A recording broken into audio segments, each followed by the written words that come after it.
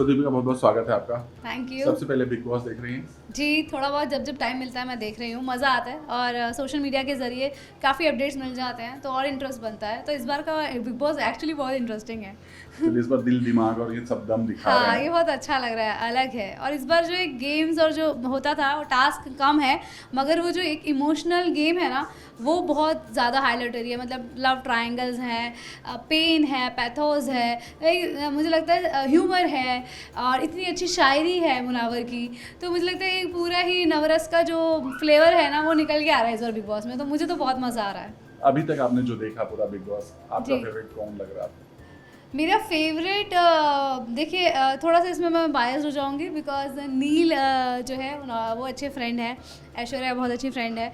नील मेरे ज़्यादा अच्छा फ्रेंड है क्योंकि उन्होंने मेरे साथ एक लंबे समय तक दिया और बात ही हमें काम किया है। और नील एक बहुत अच्छी ह्यूमन बीइंग है और वो फालतू के लफड़ों में पड़ते नहीं है, काफ़ी समझदार इंसान है। मैं बस ये चाहती हूँ कि नील को थोड़ा सा और और ज़्यादा खुल थोड़ा गया सा है। खुल के आना चाहिए, अपने पॉइंट ऑफ व्यूज़ और खुल के थोड़ा सा इन्वॉल्व होना चाहिए मुझे लगता है गेम में। बिकॉज नील के अंदर वो कैपेबिलिटी है कि वो जीत सकते हैं। और मुझे उसका वो जेस्चर बहुत अच्छा लगा था कि जब अंकिता और विकी के बीच में जब एक नोक-झोंक हो रही थी रूम के अंदर, तो नील ने सबको बोल दिया था कि नहीं उनका मैटर है, रोक दिया था लिटरली अंदर जाने से। तो वो है ना एक उसके अंदर एक बहुत ही एक जेंटलमैन वाली क्वालिटीज़ हैं जो उतनी ज़्यादा बाहर नहीं आ पा रही हैं। वो मुझे बहुत अच्छा लगा क्योंकि नील ऐसा ही है, वो कहीं बनावट नहीं है कि जब दो लोग लड़ रहे होते तो वो उसमें कभी स्पाइस नहीं ढूंढता है, वो कभी भी उसको बढ़ावा नहीं देता, समझाने की कोशिश करता है। And that's a true gentleman जो उसकी क्वालिटीज़ हैं। तो मुझे बहुत अच्छा वो मेरा बहुत अच्छा फ्रेंड है। तो वो चीज़ें तो मैं यही चाहती हूँ कि उसके जो अच्छे पॉइंट्स हैं ना वो हाईलाइट हों। और मज़ा आता है जब ऐश्वर्या और नील की जब नोक-झोंक होती है, मुझे बहुत मज़ा आता है क्योंकि Aishwarya is मॉकिंग। Completely different person और काफ़ी ओपन अप है। और जब बात लगाती है नील के ऐसे, तो मुझे ऐसे मत बोलिए, तो मुझे ऐसे बात मतलब हाथ में ऐसे करके बात मत कर क्योंकि जो है ना मैं समझ सकती हूँ मेरे रोहित और मेरे बीच में ही ऐसी नोक-झोंक होती है कि तुम मुझे ऐसे मत बोलो। तो मुझे वो ना एक हस्बैंड वाइफ का वो निकल के आ रहा है, ऐसे ही आज के हस्बैंड वाइफ ऐसे ही होते हैं मुझे लगता है ना सब। और अंकिता एंड विक्की भी मुझे बहुत अच्छा लग रहा है। और मुझे लगता है बिकॉज ऑफ विक्की ना मुझे अंकिता की एक जो इमोशनल साइड थी एक जो उनका एक नेचर है वो, और मैं उनको पर्सनली तो नहीं जानती हूँ बट वो नेचर मुझे पता लगा। जिस तरह से मैं उनसे कनेक्ट हो पाई, जब वो रोती है तो लिटरली मेरी आंखों में आंसू आ गए थे व्हेन शी सेड ना that I am lonely here. वो एक्चुअली आपके दिल पे कनेक्ट करता है एंड आपकी आंखों से भी आंसू आ जाते हैं। मतलब अपने हस्बैंड के साथ होते हुए वो अकेली हैं, पर मुझे लगता है कि हम अकेले आए हैं और अकेले ही जाएंगे।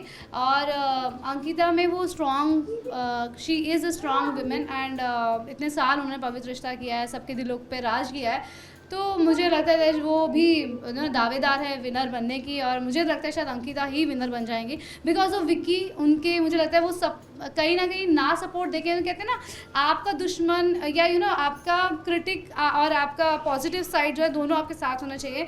तो बिकॉज ऑफ विक्की मुझे लग रहा है कि जो उनका सपोर्ट नहीं कर रहे हैं ना, वो ना सपोर्ट करते उनका सपोर्ट हो रहा है कि उनकी जो शेड्स है ना जो एक इंसान को टच करने चाहिए वो निकल के आ रहे हैं, वो पता लग रहे हैं और एक रियल रिलेशनशिप लग रहा है, फेक नहीं लग रहा है कि बिकॉज ऑफ बिग बॉस हम एक आवरण ओढ़ लें और ऐसा करें। वो जैसी हैं वो वैसे ही दिख रही हैं। और जो विक्की मैं मिली हुई नहीं हूँ पर मतलब मुझे लग रहा है कि हाँ देयर मतलब रियल चीज़ मुझे निकल के आ रही है, वरना कोई जानबूझ के ऐसे लड़ाई नहीं करेगा। तो मज़ा आ रहा है मुझे बिग बॉस देख के। एक और चीज़ मैं बोलना चाहती हूँ कि बस हाँ मुझे तब बहुत बेकार लगा विक्की का कि जब रंगीता रो रही थी और कह रही थी कि मुझे तेरे सपोर्ट की ज़रूरत है, I don't know what to do but I need your support. तो उस टाइम पे अगर विक्की खड़े होकर उसको हग कर लेते, मतलब एक हस्बैंड को उनको वर्बली वो बोल रही हैं, कई बार दिमाग में नहीं आता कि give me a hug. But ये मुझे लगता है कि विक्की को बेशक वो उनके थोड़ा सा उनको बार बार टोक रहे हैं ऐसा कर वैसा कर, वो सब चीज़ें चलती रहेंगी। कोई भी बेस्ट नहीं होता, कोई भी परफेक्ट नहीं होता। और वो कहते हैं ना दो अपोजिट ही पास में आते हैं, वही एक मज़ेदार चीज़ होती है।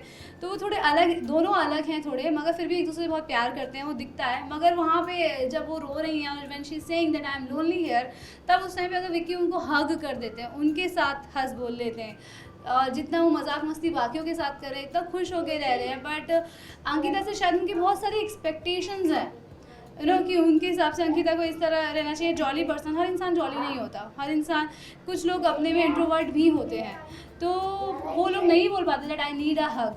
तो मुझे लगता है कि विक्की एक्सट्रोवर्ट है और अंकिता इंट्रोवर्ट है, तो उस टाइप पे विक्की को समझते हुए ना उनको हग तो करना ही चाहिए, चाहे वो ये सब चीज़ें कर रहे हैं कि चलो अंकिता ज़्यादा हाईलाइट हो या जो भी है, या नहीं बिना सोचे समझे भी कर रहे हैं, तो भी अंकिता दिख ही रही है बिकॉज ऑफ जो भी वो कर रहे हैं। हमारा सिंपैथी अंकिता के लिए ही जा रही है, मगर जब वो लोनली कोई इंसान, आपकी बीवी जब इतना फील कर रही, इतना रो रही है, तो आपको, मुझे लगता है कि उसको, आपको पता है कि कैसे आप उसको कंसोल कर सकते हो, उसको एक फील दे सकते हो, एक साथ जो है, एक हाँ सपोर्ट जो है ना, मुझे नहीं लगता कि वो बहुत ज़्यादा ड्रेन्ड आउट हो रही है बिकॉज उनके ऐसा ना करने से। तो आई थिंक उनको एक हक तो करना ही चाहिए और थोड़ा सा जेस्चर दिखाना चाहिए, वार्मनेस का, वो फील कराना चाहिए। वो देख के मुझे बहुत रोना आ रहा था सच में वो एपिसोड देख के। इसके अलावा ईशा और अभिषेक और समर्थ का जो ट्विस्ट आया है उस पर क्या जी वो एज अ व्यूअर मैं देख के बहुत मसाला है और एकदम ही लाइक अद्भुत है कि wonder like I was like कि ये क्या हो गया, मतलब is he actually is her boyfriend. तो मैं एक्चुअली समझ में आई थी जब, और ईशा ने बोल दिया कि नहीं है, अंकिता ने जब उनको पूछा कि तेरा सच में है, तो वहाँ पे फिर उसके बाद जो मैं क्लिपिंग्स देख रही हूँ तो ऐसा लग रहा है कि नहीं, वो उन्होंने एक्सेप्ट भी किया अभिषेक के साथ में कि मेरा 2 मंथ से रिलेशनशिप है, तो व्हाटएवर इट इज, हाँ समर्थ के साथ में 2 मंथ से रिलेशनशिप है, तो वाई वो झूठ क्यों बोल रही थी कि नहीं मेरा नहीं है और मैं अभिषेक को चूज़ करती हूँ। तो शी इज़ लाइक टोटली मुझे कंफ्यूज दिख रही हैं, और इस उम्र में मैं समझ भी सकती हूँ कि होता भी इंसान वही। मुझे ऐसा लग रहा है कि उनका दिल आज भी अभिषेक के लिए है, बट बिकॉज उनको भी उनसे जो एक्सपेक्टेशंस है वो शायद नहीं मिल पा रही है, तो now she is going to with Samarth, या जो भी उनका अच्छा रिलेशनशिप भी है समर्थ के साथ में, बट मुझे लगता है कहीं ना कहीं उनका हार्ट में अभिषेक है डेफिनेटली। बट मुझे लगता है उनको एक क्लियर स्टैंड लेना चाहिए एक इंसान के लिए, क्योंकि ये दोनों को मझधार में रखना ठीक नहीं है, उनकी खुद की मेंटल हेल्थ के लिए ये चीज़ें अभी नहीं हो रही हैं पर बाद में इफ़ेक्ट करती हैं। तो मुझे लगता है उनको थोड़ी सी क्लैरिटी रखनी चाहिए।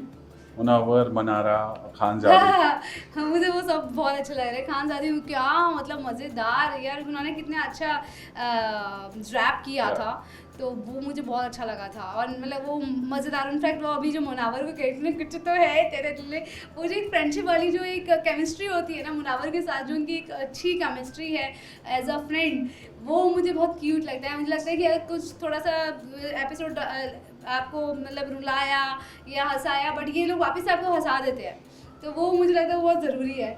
तो बैलेंस, और बहुत अच्छा मुनावर की शायरी, ओ माय गॉड क्या दिल से, बहुत ही एक्सट्रीमली टैलेंटेड है। मुझे लगता है मुनावर भी जीत सकते हैं, विनर हो सकते हैं। और मनारा वो मस्त है। बीच बीच में मुझे भी एक्चुअली वो कहीं ना कहीं सेल्फ ऑब्सेस्ड लगती हैं कहीं ना कहीं, बट मुझे इन ऑल टोटल वो बहुत अच्छी लग रही हैं। मतलब वो जो वाइब वाली उनकी चीज़ें वो बहुत भोली हैं, दिखती हैं और अच्छी लग रही हैं। Thank you so much. Pleasure. Thank you.